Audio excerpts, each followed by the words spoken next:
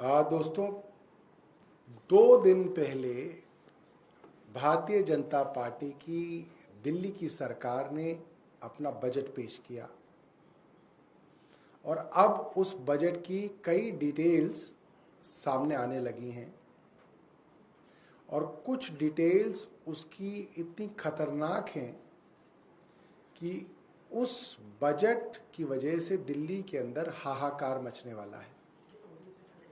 आप अक्सर अखबारों के अंदर पढ़ते होंगे और आपने अभी अभी आई सीएजी की रिपोर्ट में भी पढ़ा होगा, जिसको भारतीय जनता पार्टी ने खूब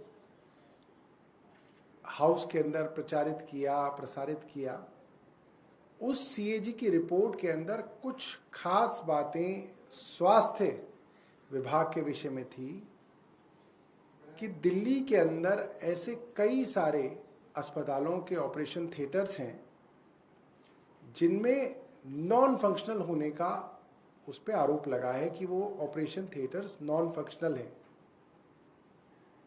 जितनी सर्जरीज होनी चाहिए उतनी सर्जरीज अस्पतालों में नहीं हो रही हैं और उसका कारण भी उस सीएजी रिपोर्ट में बताया गया कि जो डॉक्टर्स और स्पेशलिस्ट्स की ज़रूरत है वो डॉक्टर्स और स्पेशलिस्ट की भर्ती नहीं की गई है।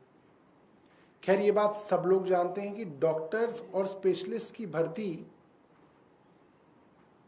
का काम जो है दिल्ली के अंदर केंद्र की सरकार का है और एलजी का है।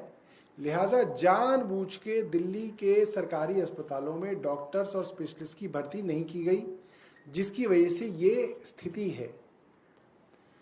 इसी स्थिति को देखते हुए, क्योंकि जब से आम आदमी पार्टी की दिल्ली में सरकार बनी तभी से जो सर्विसेज है, जो डॉक्टरों की भर्ती है या किसी भी विभाग के अंदर भर्तियां हैं, वो केंद्र के अधीन थी। इसी स्थिति को देखते हुए 2017 में अरविंद केजरीवाल जी की सरकार ने ये फैसला किया कि यदि कोई भी मरीज दिल्ली के अस्पताल में आता है और उसको हम 1 महीने के अंदर उसकी सर्जरी नहीं कर पाते हैं, 1 महीने के अंदर उसकी सर्जरी दिल्ली के सरकारी अस्पताल में अगर नहीं हो पाती है, तो हम उस मरीज की वो सर्जरी प्राइवेट अस्पताल में करा देंगे और सारी पेमेंट दिल्ली की सरकार देगी।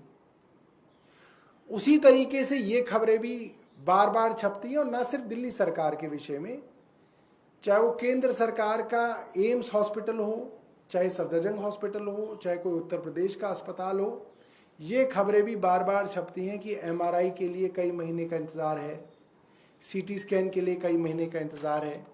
जैसे अभी कुछ दिनों पहले ये खबर छपी कि सफदरजंग अस्पताल के अंदर एमआरआई और सीटी स्कैन कराने के लिए कई महीने लगते हैं। एम्स के अंदर इलेक्टिव सर्जरी अगर आपको करानी है तो एवरेज वेट टाइम 6 से 8 महीने है। इसी तरीके से कुछ दिनों पहले 15 दिसंबर 2024 की खबर है कि एम्स में ऑर्थोपेडिक सर्जरी का जो वेट पीरियड है वो 6 महीने से बढ़कर 12 महीने हो गया। मतलब 1 साल आप इंतजार करेंगे तो आपकी हड्डी का कोई ऑपरेशन होगा तो एम्स में हो सकता है। और इसी को ध्यान में रखते हुए दिल्ली की आम आदमी पार्टी सरकार ने 2017 में यह तय किया कि अगर आपका उसी समय पर सीटी स्कैन और एमआरआई उस अस्पताल में नहीं हो पा रहा है तो हम आपको प्राइवेट लेबोरेटरी के अंदर आपको रेफर कर देंगे। आप प्राइवेट लैब में जाके अपना जो है टेस्ट करा लीजिए। उसकी पूरी की पूरी पेमेंट दिल्ली सरकार करती थी। उसी तरीके से अगर आपका ऑपरेशन नहीं हो रहा तो वो आपको प्राइवेट अस्पताल में आप करा लीजिए, उसकी पेमेंट हम दिल्ली सरकार से करते थे। और 1 साल के अंदर जब ये स्कीम अरविंद केजरीवाल जी ने लागू की तो मैं बड़ी खुशी से आपको बताना चाहता हूं, मात्र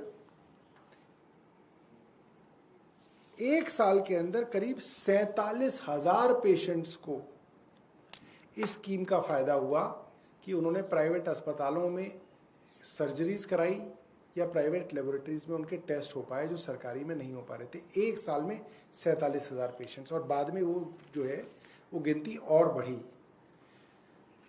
बड़े हैरानी कर देने वाली बात यह है कि इस बार जो बजट पास किया गया उसमें इन योजनाओं को खत्म कर दिया गया है। बिना किसी वैकल्पिक व्यवस्था के इनको खत्म करना लगभग मरीजों की हत्या करने बराबर है। क्यों? क्या आपने अस्पतालों के अंदर डॉक्टरों और स्पेशलिस्ट की भर्ती कर ली? नहीं करी। क्या आपने उन ऑपरेशन थिएटर्स को ऑपरेशनल कर दिया, फंक्शनल कर दिया? नहीं। क्या आपने खराब हुई सीटी स्कैन और एमआरआई मशीनों को ठीक करा दिया, एक्सरे मशीनों को ठीक करा दिया? नहीं। क्या आपके यहाँ जो रेडियोलॉजिस्ट नहीं थे, जिसकी वजह से आप एमआरआई और सीटी स्कैन नहीं कर पा रहे थे, उन रेडियोलॉजिस्ट की भर्ती कर ली? नहीं। आपने कुछ भी नहीं किया, मगर एक चलती हुई डार्क स्कीम, दिल्ली आरोग्य कोष नाम की स्कीम को आपने खत्म कर दिया और हजारों लोगों को, हजारों मरीजों को आपने मौत के दरवाजे पे जाके खड़ा कर दिया। मेरी भारतीय जनता पार्टी की सरकार से ये डिमांड है कि भारतीय जनता पार्टी की सरकार ये बताए कि सरकार बनने के बाद कितने रेडियोलॉजिस्ट भर्ती हुए, कितने सर्जन भर्ती हुए, कितने स्पेशलिस्ट भर्ती हुए, कितने ओटी नए आपने ऑपरेशनल कर दिए, कितने आपने रेडियोलॉजिस्ट लिए। अगर आपने कुछ भी नहीं लिया तो आपने कैसे ये डिसीजन ले लिया कि दिल्ली आरोग्य कोष नाम की स्कीम, जिसके अंदर लाखों लोगों ने प्राइवेट अस्पतालों में सर्जरीज कराई, प्राइवेट लेबोरेटरीज के अंदर टेस्ट कराए, आपने वो स्कीम ही बंद कर दी और इस तरीके से चोरी छिपे बंद की कि किसी को आपने बताया नहीं, आपने कोई अनाउंसमेंट नहीं की, चुपचाप आपने डार्क स्कीम के लिए खर्च होने वाले पैसे को बंद कर दिया। अगर आपने हमारा अभी तक चैनल सब्सक्राइब नहीं किया है तो कृपया चैनल सब्सक्राइब कर लें, लाइक करें, शेयर करें, कमेंट करें। तो मिलते हैं फिर किसी और खबरों के साथ। नमस्कार।